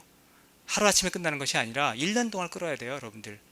뭐 공무원이 되면 되게 좋지만 그 되는 과정이 얼마나 많은 인내를 필요로 하는 것인지 여러분 한번 생각해 볼 필요가 있을 것 같아요. 그걸 하려고 그러면 혼자 하기보다는 같이 하는 사람들이 옆에 있고 또 그걸 도와주는 사람이 옆에 있고 또 내가 모르는 걸 알려주는 사람이 옆에 있어야만 가능하다는 거죠. 그래서 그런 거에 대한 생각을 해보실 필요가 있을 것 같고요. 그리고 저는 이제 조금 더 넓게 바라볼 필요도 있다. 우리가 공부만 열심히 하면 공부가 잘 되느냐? 여러분 옛날에 세븐 헤빗이라는 책 보신 적 있나요? 그 제일 마지막 번째 헤빗이 뭐였냐면 그 나무를 자르는 그 사람이 한 사람은 나무를 계속 자르고 한 사람은 나무 자르는 중간중간에 톱을 간다는 거예요. 누가 더 잘 자르냐? 톱을 가는 사람인 거예요. 그렇죠? 그냥 무조건 막 자르는 사람은 나중에 톱이 묻어져 가지고 안 자라질 거잖아요. 그거와 마찬가지로 머리도 계속 공부하고 열심히 하는 것만 중요한 것이 아니라 머리에 휴식을 줘야 되거든요. 그 휴식이 바로 이제 그 명상 같은 것들이죠. 하루에 15분 정도, 뒤에 또 설명을 드리겠지만 머리도 휴식을 취함으로써 다음 정보를 받아들이기 쉬워지는 거죠. 그래서 이제 저도 그 우연한 기회에 제 고1 때 그 음악 선생님이 왜 그런지 모르겠는데 갑자기 하루는 이제 음악 시간에 들어오셔가지고 눈을 감고 이제 명상을 하자는 거예요. 그래서 그거를 저 하고 나서 제가 늘 시험 보기 전에는 이제 앉아서 차분하게 제 마음을 좀 다다듬고 시험 보게 되고 그런 것 같아 훨씬 더 성적이 오르더라고요. 그때는 그게 왜 그런지 몰랐는데 나중에 보니까 이제 이런 연구들이 있더라고요. 이게 2013년 10월 작년이죠. 그래서 명상을 하게 되면 머리에 휴식을 줘서 그것이 생산성이라든가 뭐 주의력이라든가 메모리, 기억력을 되게 도와준다라는 결과이고요. 또 다른 연구는 뭐냐면 이 운동도 중요하다는 거예요. 유산소 운동도 되게 중요하다는 거죠. 여러분들이 공부한다고 맨날 하루 종일 앉아 있으면은 몸도 맛이 가지만 머리에도 도움이 안 된다는 거죠. 머리하고 몸이 같이 움직이기 때문에 엑서사이즈를 하게 되면은 그 뇌의 기능의 저하를 막아주고 뇌의 기능을 더 향상시키는 도움을 준다는 거죠. 그래서 뭐 그거는 이제 예를 들면 이제 여러분들이 실천한다고 그러면은 점심시간에 점심 먹고 바로 앉지 말고 뭐 주변을 걷는다든가 이런 걸 해서 여러분 스스로가 유산소 운동을 해줘야 돼요. 그래서 이런 것들을 이제 같이 결합해서 해줘야만 여러분들이 오래 할 수 있고 또 좋은 효과를 낼 수 있다는 거고요. 끝으로 하나 더 설명을 드리면 이분 보신 적 있나요? 얼마 전에 그 조선일보에 크게 났었죠. 그 제목이 뭐였냐면 그 바보 딸을 서울 천재로 만든 그 딸바보 뭐 이런 식의 제목으로 다른 별로 싫어할 것 같은데 어쨌든 거기 보면 이제 그 중학교 때 전교 290명 중에서 230등 하던 딸을 갖다가 서울대 수능 만점을 맞고 서울대 보냈다는 거예요. 주의력도 산만하고 잔실수가 많았던 그 딸을 갖다 어떻게 그럼 서울대 보냈느냐? 그게 이제 이런 것들을 통해서 했다는 거죠. 그죠? 그러니까 여러분들이 많은 사람들이 그 자기 자신에 대해서 이제 부정적인 생각을 많이 하는데 그런 것들을 없애지기 위해서 많은 그 좋은 얘기들도 해주고 또 실제로 여기서 보이시지만은 유산소 운동과 매일 15분 이상 명상을 했다는 거죠. 그래서 저희 학원 프로그램도 지금 그 시작하기 전에 15분 동안 같이 명상을 하려고 그래요. 왜냐하면 그 혼자 하라 그러면 안 하죠. 안 하고 또 그냥 하라 그러면 또 건성건성해요. 이거 왜 해야 되는지 모르면 그 이유를 명확히 알고 그걸 따라 해야 되죠. 더 중요한 건 뭐냐면 이분이 주로 강조하는 것이 그릿이라는 거예요. 최근에 이제 그릿이라는 게 많이 이제 연재가 되고 화제가 되고 있는데 그릿은 뭐냐면 여기도 나와 있지만은 그 어려움과 역경을 계속 이겨나가면서 끝까지 밀고 나가는 그 힘. 이게 성공의 가장 중요한 지표라고 지금 요즘에 알려지고 있죠. 왜 이 얘기를 하는지 아시겠죠? 여러분들이 이제 공무원 시험을 시작하게 되면 적어도 1년 동안 이 생활을 해야 되는데 그동안에 가장 어려운 게 뭐냐? 하루는 할 수 있어요. 근데 하루, 한 달은 좀 힘들겠죠. 1년은 또 다른 문제예요. 그걸 해나가려고 그러면 꾸준히 그걸 갖다 해나가는 그 과정에서 여러분들 굴하지 말고 그걸 할 수 있는 그런 의지가 있어야만 시험이 가능하다는 거죠. 저는 여러분들한테 가급적이면 시작을 했다 하더라도 뭐 2년 정도, 맥시멈 2년, 뭐 아니면 2년에 3년 안에 다 끝냈으면 좋겠어요. 그걸 더 끌게 되면은 나중에 자기가 갈 길이 없어지게 되거든요. 제 후배들도 보면은 어떤 경우에 보면 변리사 시험 본다고 그래가지고 시험을 계속 보다 보면 아주 근소한 차이로 떨어지면 어떻게 해요? 다음에 또 보죠. 다음에 또 보고. 그러다 보면 어떻게 되냐면 그렇게 한 3, 4년 가게 되면은 다음에 일반 기업에 취직도 못해요. 나이가 차가지고. 그래서 가급적이면 한 2년 정도 막 딱 정해서 그때까지 시험 보고 미련 없이 그냥 포기하고 다른 걸 하는 거죠. 저는 뭐 제가 이 업을 하고 있지만 이쪽에 있지만은 저는 오랫동안 해서 뭐 장수해서 뭐 5년에서부터 이걸 별로 좋아하진 않아요. 여러분 인생을 길게 보시고 제가 보기에는 여러분이 만약에 2년 정도 예를 들면 1년에서 2년 정도 충분히 자기 자신을 컨트롤해 가면서 뭐 생활하고 거기서 어떤 끝까지 할 수 있는 의지가 있다고 하면은 다른 일을 해도 잘할 수 있다고 생각해요. 그렇기 때문에 물론 뭐 목표하는 것들에 대해서는 충분히 노력해야 되겠지만은 우리가 어떤 기한을 갖고 좀 했으면 좋겠고 할 때는 아까처럼 확실하게 해서 여러분들이 최선을 다해서 해가지고 그 단기간에 합격할 수 있도록 그렇게 했으면 좋겠어요. 뭐 제 얘기는 여기까지인데 혹시 뭐 저한테 제가 설명드린 것 중에서 혹시 궁금하신 게 있으면 잠깐 질문 받고 정리하도록 하겠습니다. 혹시 궁금하신 게 있나요? 네, 없으시면 여기까지 고맙습니다.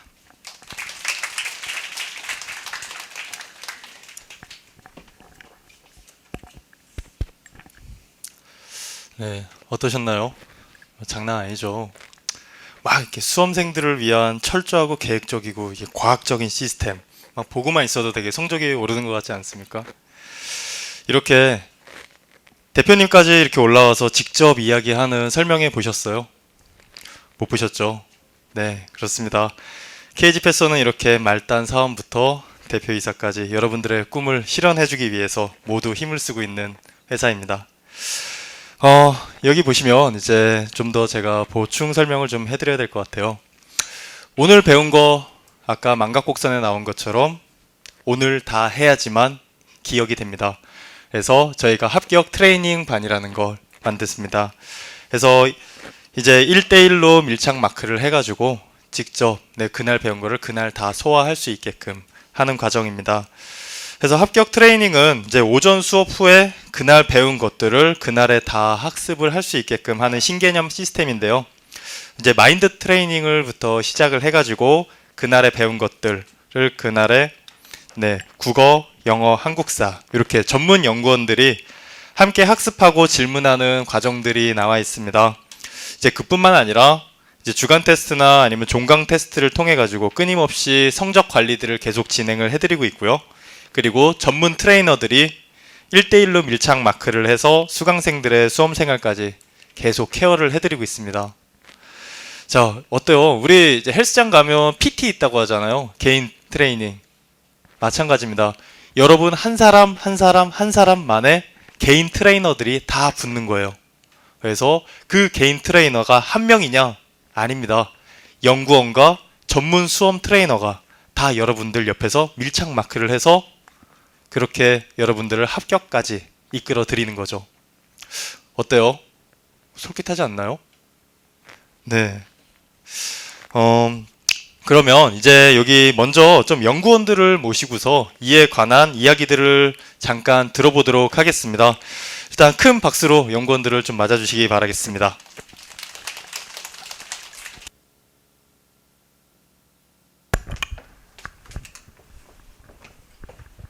네, 안녕하세요. 저는 KG 패스원에서 국어를 담당하고 있는 국어연구원 정유진입니다. 만나서 반갑습니다. 네, 5과목이 있죠. 네, 국어, 영어, 한국사가 이제 공통 과목으로 있는데, 이제 학생들이 가장 어려워하는 과목이 뭘까요? 네, 영어죠, 영어. 그쵸? 가장 어려워하는 과목은 영어고요. 학생들이 이제 공부를 처음 시작하셔서 생각보다 어려워하는 과목이 뭘까요? 국어입니다, 국어. 네. 학생들이 이제 상담을 진행을 해보면 영어는 원래 어려웠고, 국어는 왜 이렇게 생각보다 어렵지? 이런 질문을 많이 하세요.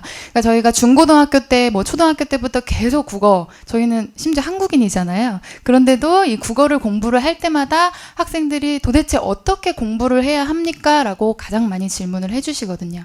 네. 그래서, 왜 어렵냐? 한번 알려드릴게요. 왜 어렵냐면 이제 여러분들이 중고등학교 때 학습을 하실 때는 이제 언어 영역 위주로 공부를 많이 하시잖아요. 지문을 읽고 그 지문을 해석하고 분석하고 시간 안에 문제를 해결하면 되는 거예요. 그래서 어느 정도 공부를 조금 하시는 분들이라면 감각이 있으신 분들이라면 충분히 해결하실 수 있어요.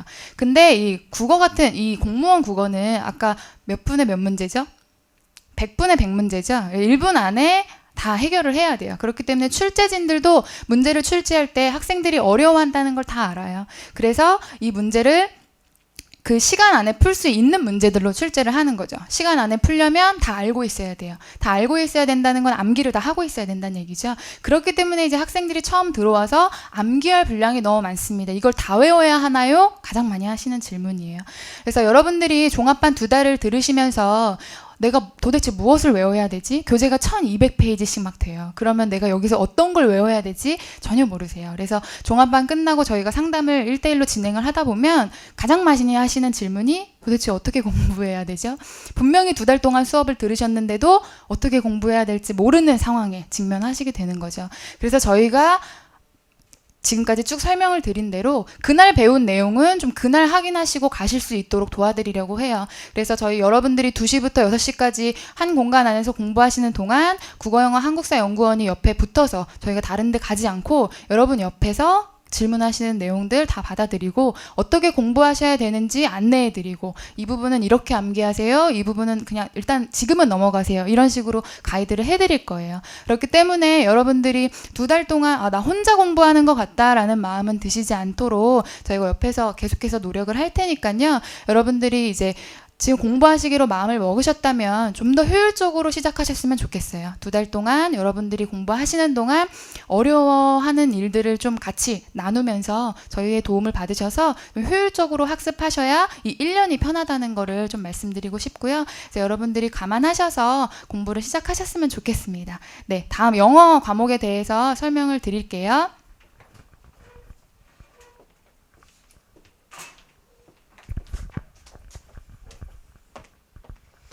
안녕하세요. 저는 KG 패스원에서 영어를 담당하고 있는 영어연구원 김진경이라고 합니다. 반갑습니다.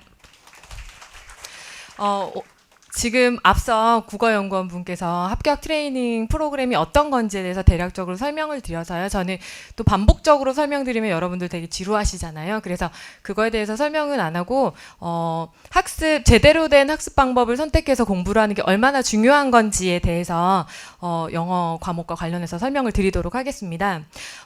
여러분들이 웬만한 정보를 좀 수집을 하시고 다 오셨을 거라고 생각이 들어요. 그래서 과목별로 어떤 과목은 어떻게 출제가 되고 있고 난이도는 어떤지 정도는 조금 알고 계실 텐데요.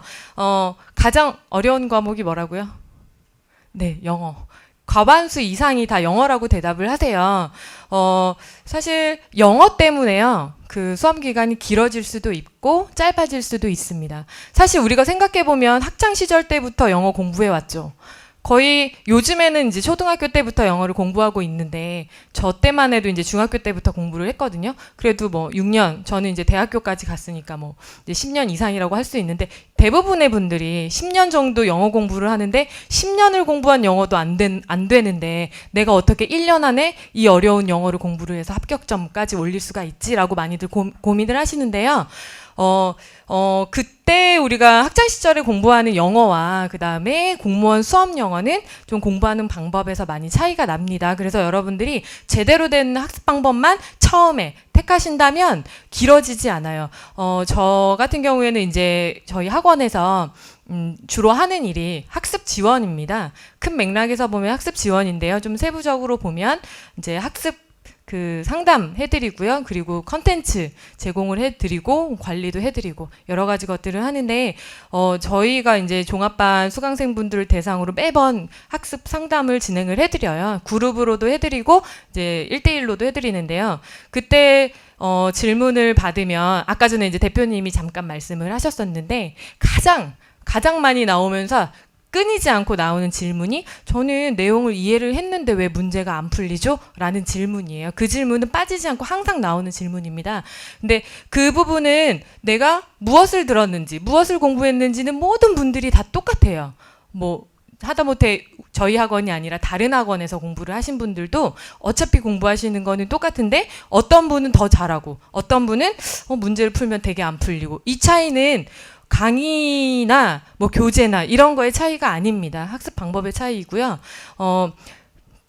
실제 예를 말씀을 드리면 저희 이제 연구소에서 지금 현재는 이제 이 프로그램으로 변경을 했는데요.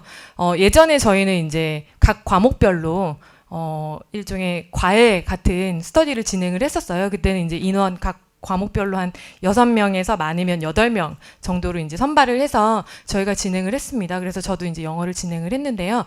기수들이 좀 많으세요.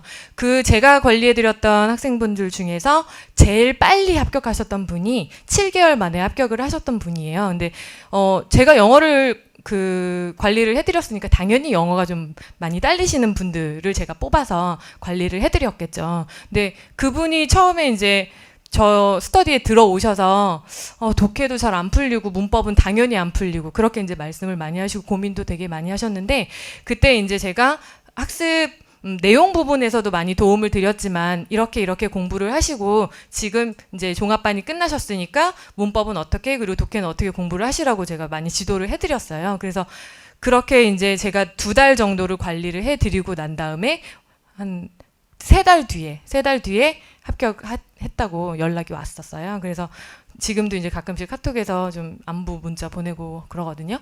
근데 그분 같은 경우에는 사실 학습 방법이 제대로 됐었죠. 근데 이제 반대로 저한테 전화 상담을 요청하셨던 분이 계셨었어요. 근데 저는 이제 그분하고 전화 상담만 해서 얼굴은 못 뵀고요. 남자분이셨는데 영어 점수가 너무 안 올라서 전화를 했다고 하시는데 그 수험 기간이 3년째라고 말씀을 하시더라고요. 그래서 처음에는 이제 저희 학원에서 수업을 듣고 또 안 되니까 뭐 다른 학원에서 수업 듣기도 하고 그러셨다고 하더라고요. 근데 그분도 사실 어떤 강의를 들었는지 제가 이제 살짝 여쭤보니까 뭐 그래도 나름 유명하다는 그 강사분의 뭐 강의는 많이 들으셨어요. 그런데도 불구하고 점수가 전혀 안 오르시는 거예요. 안 오르시는 거예요. 그래서 이렇게 이제 상담을 진행해 보니까 강의 문제가 아니라 정말 제대로 되지 않은 학습 방법을 택해서 공부를 하고 계시더라고요. 그런 부분은 사실 초기에 잡아야지 이게 뭐 몇 년 지나고 난 다음에 잡게 되면 상당히 그걸 교정하는데 쉽지가 않거든요. 그래서 여러분들이 나는 장수생이 되기 싫다. 당연히 다들 장수생이 되기 싫으시죠. 1년 내에 또는 뭐 1.5년 네, 합격을 하시고 싶으시기 때문에 나는 최대한 단기에 합격을 하고 싶으시다라고 하시면 관리를 제대로 받으시는 학원에서 좀 공부를 하시고요. 그리고 처음에 공부를 하는데도 조금 이 방법이 맞는지 아닌지 긴가민가 하다 그러면 저희 연구원들이 언제나 늘 상주에 있으니까요. 저희한테 늘 상담을 받으시고 관리를 받으시면 훨씬 더 빨리 합격권에 드실 수 있으실 거라고 확신합니다. 네. 이상입니다. 네, 그러면 다음에는 국사연구원분이 올라오셔서 여러분들 학습 방법에 대해서 설명을 해드리도록 하겠습니다. 네, 안녕하세요. 저는 KG패스원 한국사연구원 김효인입니다. 네, 만나서 반갑습니다. 네, 여러분들이 한국사 딱 생각하시면 제일 부담되는 게 어떤 것이죠? 암기, 그쵸. 정말 다 외워야 되나? 내가 연도 이렇게 많이 나오는데 다 외워야 되나? 또 범위, 그쵸. 사실상 구석기 시대부터 현대, 정치사로 말하면 2000년 6.15 남북 공동선언까지, 그쵸. 이 범위를, 전 범위를 학습을 하셔야 돼요. 당연히 전 시대에서 안 나오는 시대는 없습니다. 네, 전 시대에서 이렇게 나오는데 어떻게 그러면 효율적으로 할 것인가? 한국사는 첫째도 효율적으로 어떻게 할 것인가? 둘째도 효율적으로 어떻게 할 것인가?인데, 네, 일단은 이해가 기본이에요. 선 이해. 먼저 이해가 안 되면 암기해야 될 양이 그만큼 많아지는 거예요. 이해가 안 되는 것까지 내가 암기를 해야 되니까. 그러니까 먼저는 이해를 하셔야 되고, 두 번째는 이제 암기를 하셔야 되는데 암기를 다 하실 수는 없어요. 예를 들어서 민주국사가 1600페이지다, 세 권이. 이거 다 어떻게 외우실 거예요, 그쵸? 우선순위를 정하셔가지고 가장 먼저 최우선으로 외워야 되는 것부터 이제 학습을 하셔야 되는데, 여러분들이 처음 공부를 하시니까 우선순위가 어떤 건지 모르시죠. 예를 들어서 오늘 선생님이 선사시대를 나갔다. 구석기부터 뭐 청동기 또는 철기까지 수업을 하셨더라도 여러분들이 공부를 하실 때는 우선순위부터 하셔야 되는 거예요. 구석기 시대는 우선순위가 아닙니다. 선사시대에서. 예를 들어서 뭐 조선시대를 나갔다. 태정, 태세, 문단세 7왕을 나갔다. 태조부터 하시는 거 아니에요. 네, 우선순위는 뒤에 나오는 태종이고 세종이고, 이런 것들을 여러분들이 좀 미리 아시면 더 공부를 효율적으로 하실 수 있는데, 처음 공부를 하시니까 어떤 게 최우선순위인지 모르시는 거예요. 그거를 제가 도와드리겠다는 거고, 먼저는 이해예요. 여러분들이 종합반을 들으시겠다라고 했을 때는 기본 필수, 이것만은 해야 된다. 이해는 꼭 하셔야 되는 거예요. 이해를 미루시면 안 돼요. 암기는 못 하셔도 이해는 미루시면 안 되는데, 이해가 안 될 수 있죠. 그렇죠? 4시간 수업을 받았는데 내가 이해를 못 할 수 있어요. 그러면 반드시 이해를 하셔야 되는데, 교수님을 괴롭히시던가, 교수님이 근데 시간적 여유가 없으시다. 그러면 수업을 듣고 와서 저를 괴롭히세요. 이렇게 수업을 들었는데, 4시간 수업을 들었는데 난 이해도 안 된다라고 하시면요, 이해를 시켜드릴게요. 네, 제가 도와드릴 거고, 뭐 이해는 이제 됐다, 나는 4시간 수업으로도 충분히 이해가 됐고 이제 암기를 시작하겠다라고 하시면 이제 제가 드리는 서머리 자료에서 가장 최우선 순위, 그거를 외우시면 돼요. 여러분들이 이제 다른 학원, 다른 종합반 수준에서 종합반 학생들에게 기대하는 거는 다 똑같아요. 한국사의 큰 흐름을 이해하는 것, 큰 얼개를 잡는 것, 그거는 남들만큼 하시는 거고요. 여러분들이 패스원에 오셨고 남들보다 더 잘 하시려면 기본적으로 큰 얼개는 잡고 흐름은 잡고, 그 다음에 최우선순위는 내가 외우겠다, 이런 마음으로 하시면요, 남들보다 조금 더 하실 수 있을 것이고, 또 단과 강의로 이제 연계가 되시면요, 어느 정도 이해를 했고 기본적인 것은 암기를 했기 때문에 더 많은 양을 여러분들이 이제 흡수할 수 있는 거죠. 받아들일 수 있고, 또 암기적인 측면에서는 어느 정도 최우선순위를 외웠기 때문에 암기량도 줄어들 수 있고, 그렇게 여러분들 좀 시간을 단축하시다 보면 네, 전체적으로 네, 수업 기간이 조금 짧아질 수 있지 않을까. 그래서 제가 PT 종합반에서 여러분들께 그러한 것들을 네, 도와드리겠다, 이 자리에서 좀 제가 확신을 드리고 싶고 약속을 드리고 싶고요. 네, 저 많이 괴롭히시면 여러분들의 좀 실력 향상에 도움이 되시지 않을까 네, 생각이 됩니다. 네, 한국사 공부 방법에 있어서 여러분들 더 뭐 궁금하신 거 있으시면 남아서 저한테 또 상담해 주시기 바랍니다. 네, 감사합니다.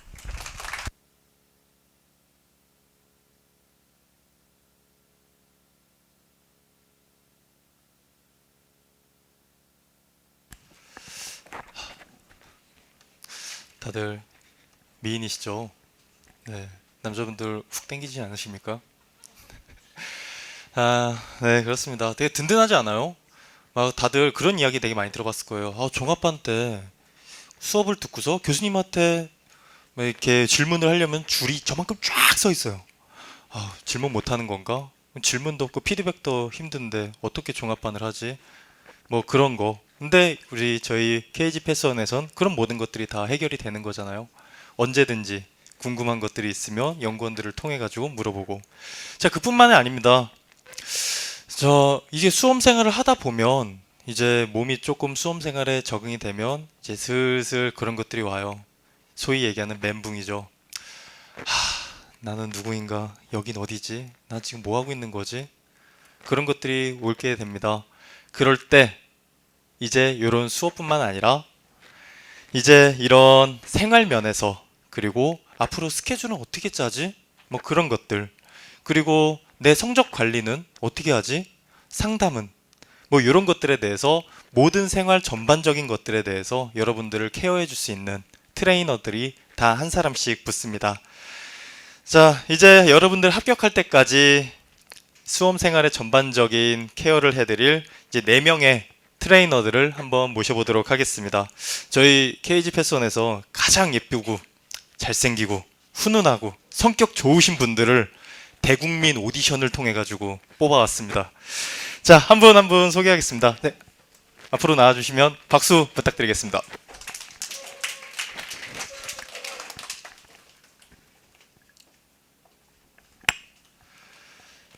자, 먼저 저 맨 끝에 이렇게 풍채가 좋으시고 선한 인상을 가지신 임주찬 트레이너입니다. 그리고 여기 키 크시고 아름다우신, 네, 저 대국민 오디션으로 뽑은 거 맞는 거 맞죠? 네, 홍윤서 트레이너입니다. 자, 그리고 가장 다정다감한 여기 안상원 트레이너입니다. 자, 그리고 한 분 마지막 트레이너는 네, 반갑습니다. 신영균 트레이너입니다. 네, 이렇게 4명 트레이너가 여러분들의 이제 앞으로의 이제 수험 생활을 책임져 드리겠습니다.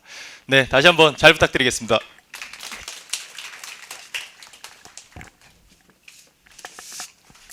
자, 이렇게 이제 설명회가 이제 끝이 난 후에는요, 이 트레이너가 이렇게 남아 있어서 이쪽 이렇게 4군데 귀퉁이에서 이제 직접 상담을 하실 수가 있으세요. 그렇기 때문에 궁금하거나 아니면 이렇게 상담하실 게 있으면 설명회를 끝나고서 이제 자리에 남아 계시면 되겠습니다.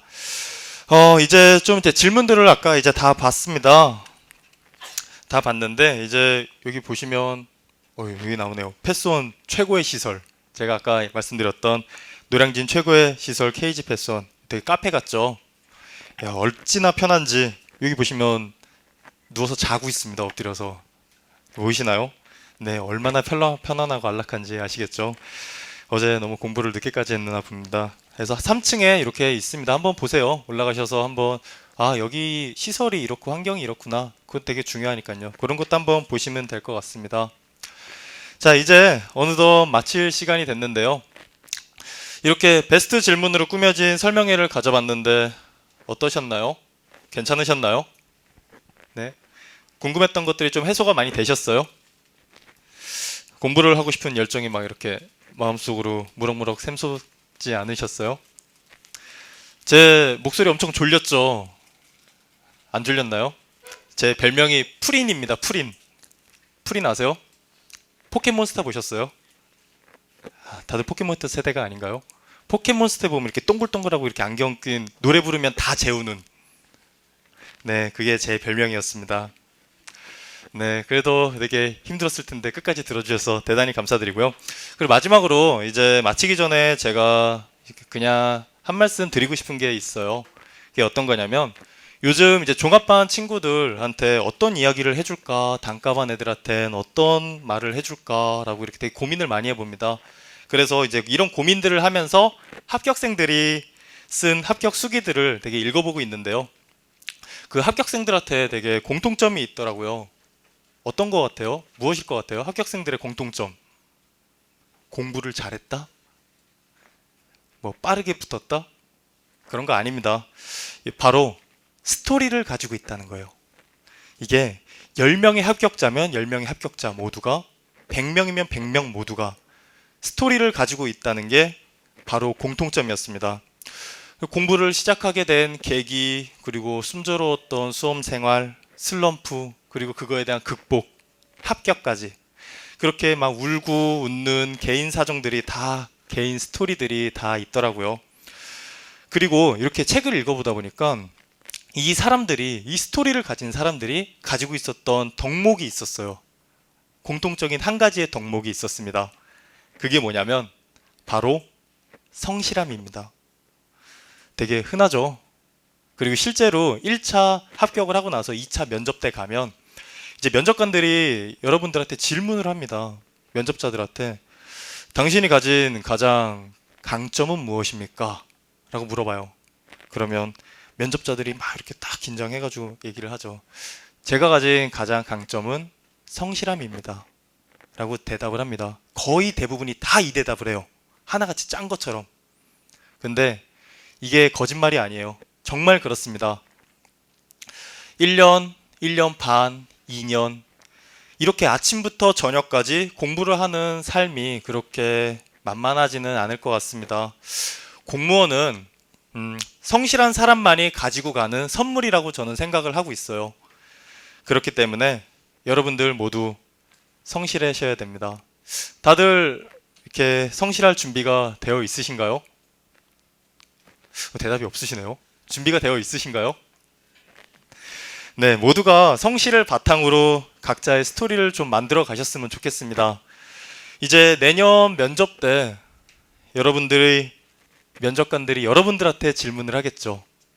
이 패스 트레이닝을 하고 나서 그리고 나서 여러분들이 1차를 합격을 하고 나서 면접관들이 여러분들에게 물을 겁니다. 여러분들이 가진 가장 큰 강점은 무엇입니까? 그러면 여러분들은 대답을 하겠죠. 네, 제가 가진 강점은 바로 성실함입니다.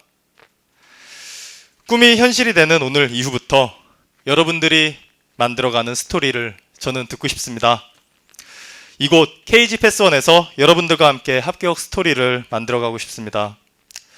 자, 우리 이제 마칠 건데 마지막으로 한 번 더 한번 외쳐볼까요? 자, 우리 처음에 했던 거. 꿈이 시작되면 현실이다. 시작. 감사합니다. 지금까지 진행을 맡은 신용균이었습니다.